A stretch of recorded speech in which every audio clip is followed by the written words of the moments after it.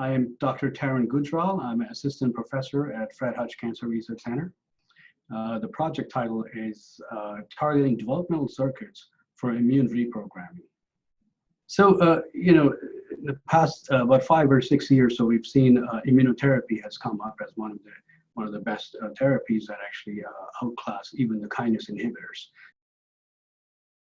So immunotherapy works really well, and a lot of patients respond to immunotherapy, especially hematologic malignancies.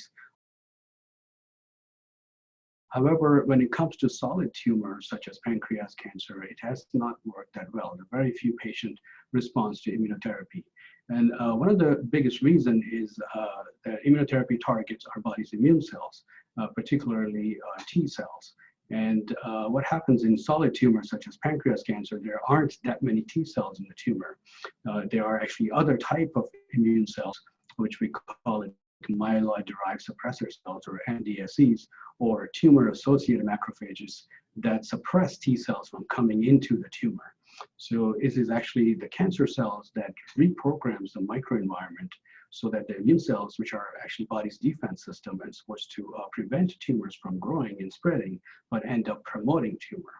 So this project particularly looks at this aspect of how does cancer cells, particularly pancreas cancer cells, reprograms the immune microenvironment so that it ends up supporting the cancer growth.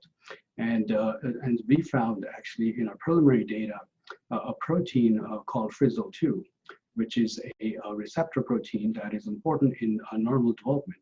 So if you don't have this protein in mice, if you delete it, the mice are actually not viable.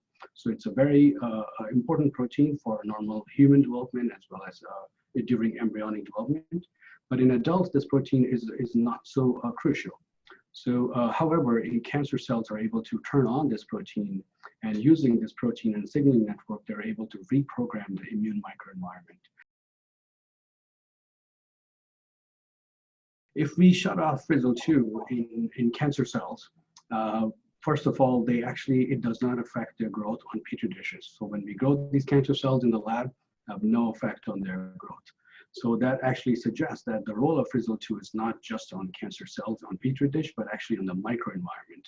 So but when we put these cancer cells with no Frizzle2 or with Frizzle2 in mice, what we find is actually a big difference in their tumor growth and also metastasis. So when Frizzle2 is shut off, the tumors grow very slowly and they do not spread. One of the areas of research that we're doing, actually, we're developing antibodies against Frizzle2.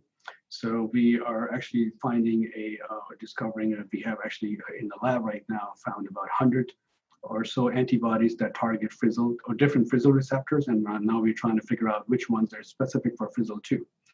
And as I mentioned earlier, so Frizzle2 is very important in normal embryonic development, but not so much in adult tissues. So it's actually, in fact, not expressed at all in pancreas, in adult pancreas, or at very low levels. So if we develop this Frizzle2 antibody, I think it would be very beneficial and will have a much less toxicity because the normal levels of Frizzle2 are very low in most tissues and almost undetectable in normal pancreas.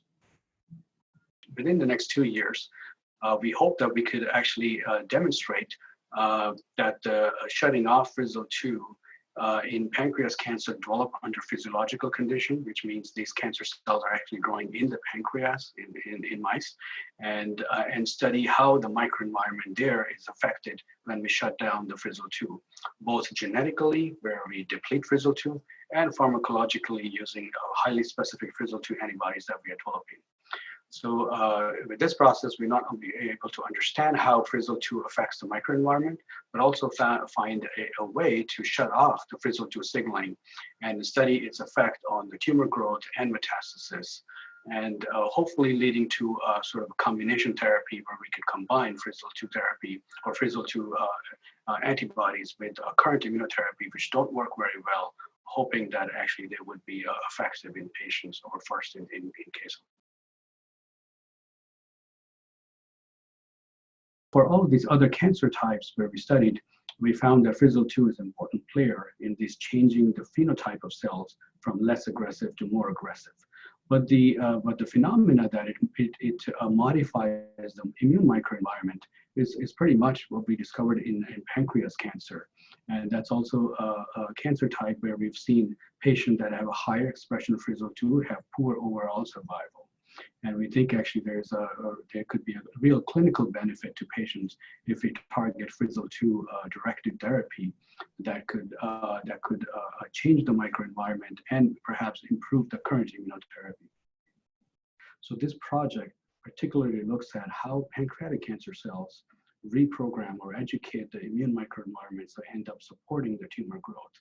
And what we can learn from this project is that we'd be able to, as we understand better how cancer cells are modifying the microenvironment, then we can find ways to actually stop that.